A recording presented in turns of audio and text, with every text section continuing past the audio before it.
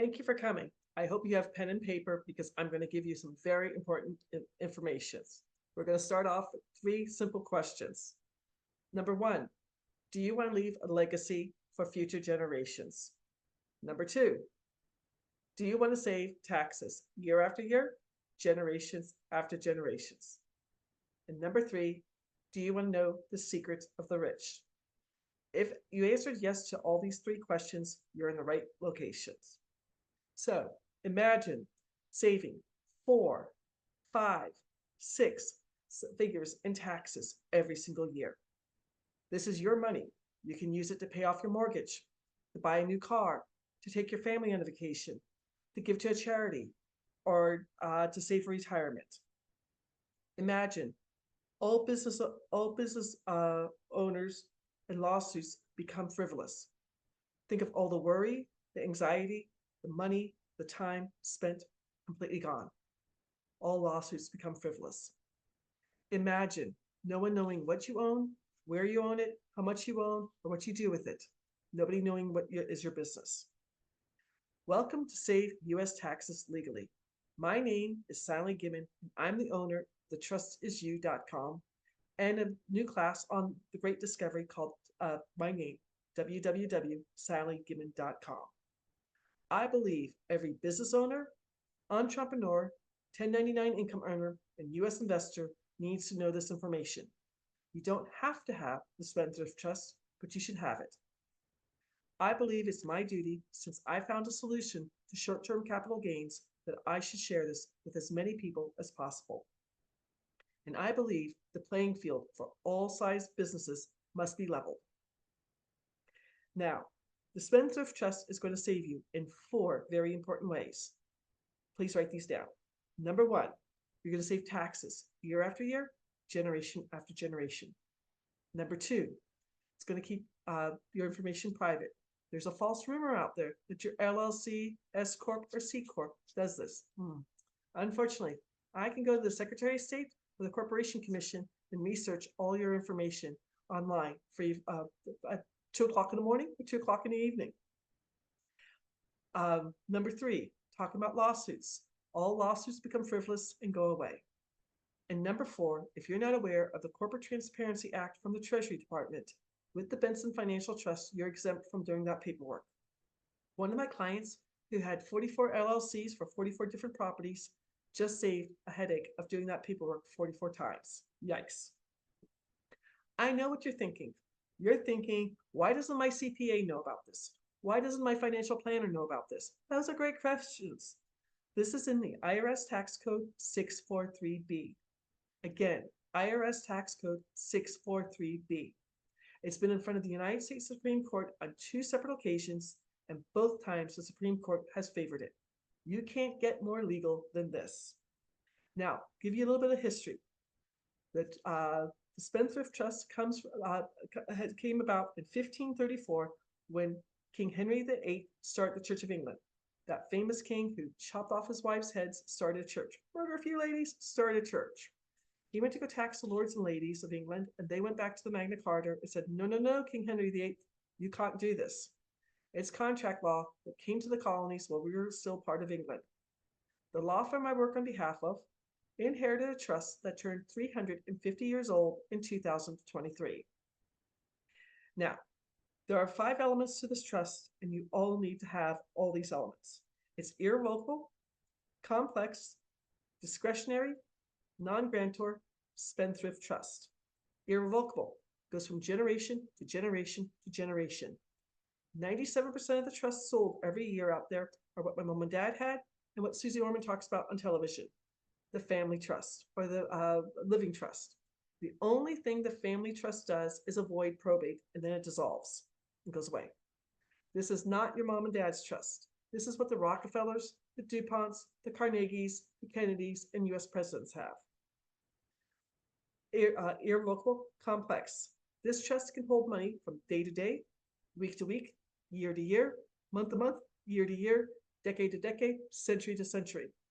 With the family trust, when it dissolves, all those assets have to be separated amongst the beneficiaries, and then it goes away. Not with this trust. Irrevocable, complex, discretionary.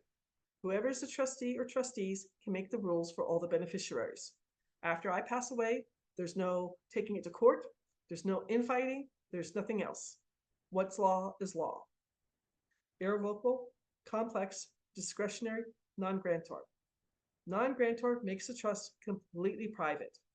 With my mom and dad's living trust, they were the grantors. They're the ones who set it up. They're the ones, when they pass away, then it dissolved. Non-grantor is going to be somebody who is not a beneficiary. You will need their social security number, who's going to be the grantor or the settler, be the trustee for a short 5 minutes, and then sign themselves away. This is not a speed bump. If you need someone to do this, I can do this for you free of charge, or somebody else at the law firm. It's done free of charge. And then the fifth element, irrevocable, complex, discretionary, non-grantor, spendthrift trust. This has been in front of the United States Supreme Court on 2 separate occasions, and both times the Supreme Court has favored it. If you Google Spendthrift Trust or Google Tax Code 643B, you will find a letter from 2022 from the Treasury, from the IRS Department. They don't like the 643B, which is understandable. Kind of funny, the IRS cannot change the code. Only Congress can change the code. I'm not trying to be political, but Congress, it's not on Congress's radar right now. Now, Paul Benson was a Harvard law professor 76 years ago when he wrote the 5 different trusts. The business trust for US business owners, entrepreneurs, and 1099 income earners. You will save at least 90% on your federal income taxes, and in 43 states no longer pay state income taxes. That's the business trust. The beneficial trust is for all US investors. You will no longer pay short-term or long-term capital gains, interest income, dividend income, rental income, or royalty income taxes. The charitable trust, if you're a 501c3 company, it covers you there. The senior trust, if you're over 65 and making too much money, it will affect your Part B of Medicare. Part A is your hospital stays, Part B are your doctors and your tests. And then the mineral trust, if you have oil rights, shale rights, or coal rights. Now his grandson, great-grandson, and his great-great-grandson just passed the bar, and it's a family tradition. Since we're going to be spending a few minutes together, I'm going to tell you a bit about myself. October 2018 was a watershed month for me. 3 major things happened. Number 1, my oldest nephew in Charlotte, North Carolina was getting married. I was working as a Medicare broker in Phoenix, Arizona. I requested the Friday before the wedding and Monday after the wedding to have off because I had family and friends coming in from all over the world. I was denied. Number 2, my brand new 3-week-old car with a moonroof. Love that moonroof in Phoenix. Driving to work at 7 o'clock in the morning on Indian School Road. I'm the second car through at a green light. Some bozo runs the red light, T-bones me on my passenger side. Thank God I wasn't injured. But silly Sally had the paperwork sitting on her kitchen table to do gap insurance because she had 4 weeks to do this. It was only week 3. I was upside down by $8,000 on my car, and I had to get a second car loan. And third thing that happened, my mom and dad lived in Goodyear, Arizona. They drove from Goodyear to Charlotte for the wedding. The Thursday before the wedding, I got a phone call from my dad saying my mom was in the emergency room. They did not know what was wrong. She ended up having septic of the blood. She was on the ventilator for 13 months, in a hospital for 15 months, and thank God got better and came home.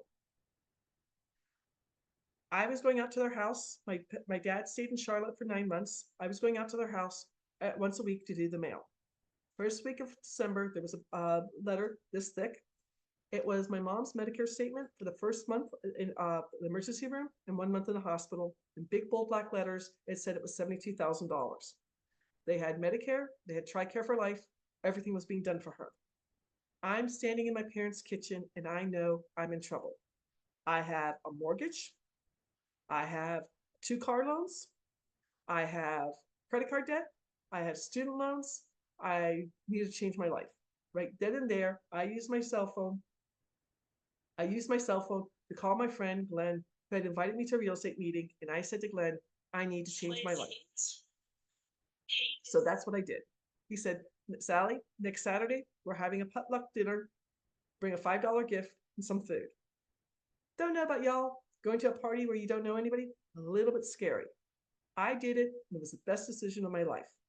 In 2029, I was working full-time as a Medicare broker. I wholesaled 7 properties and I paid off $184,000 in debt. Yay, Sally. I'm a rock star. My CPA calls me in April of 2020 and says, Sally, I need you to come into the office. Never a good thing. I knew about capital gains and I had $50,000 sitting in my bank account. What I didn't realize was my personal tax rate went from 22% up to 24%, and I owed $79,000 in short-term capital gains. My CPA had paperwork for me to fill out. I was going to pay it per month, pay interest rates on it. Kept it together, signed the paperwork, got my parking validated, go down to the parking garage, and I literally cried in my car for 20 minutes. Where am I going to get an extra $29,000? It's feast or famine being a real estate investor or wholesaler. Yikes.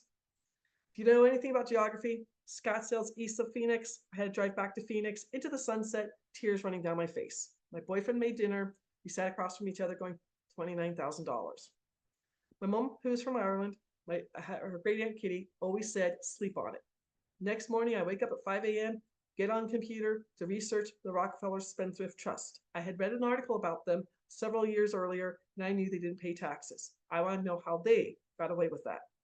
I spent 5 months researching the Spendthrift Trust, and in September of 2020, I started both my business and my beneficial Spendthrift Trusts. I want to show you some information right now. With the business, whoops, you don't want to see that. With the business Spendthrift Trust, you can save thousands of dollars. This is an actual client of mine who owns 2 sub shops in Ohio. They're making about $190,000 a year gross, filed jointly, and they're at 22% tax rate. Their taxes are $26,321. Saving 90% on that would be $23,688. And in Ohio, the state taxes are $3,691. Add those 2 numbers together, and they're going to save $27,379 per year with the Spendthrift Trust. Or better yet, they're going to save $2,281 every single month. So they started this trust last year, and what they do with the money, they open up a 3rd sub shop, so they're making more money. Again, my class is Save U.S. Taxes Legally at www.sallygimmon.com. Another thing I want to show you is going to be, if you're a real estate investor, a forex investor, a day trader, if you are in the stock market, the beneficial trust is for all investors.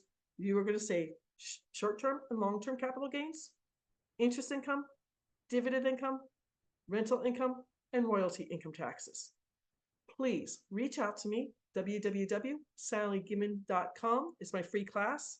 It's on the Great Discovery, or www.thetrustisyou.com for my website. Thank you for watching. Thank you for coming. I hope you have a beautiful week. Bye-bye.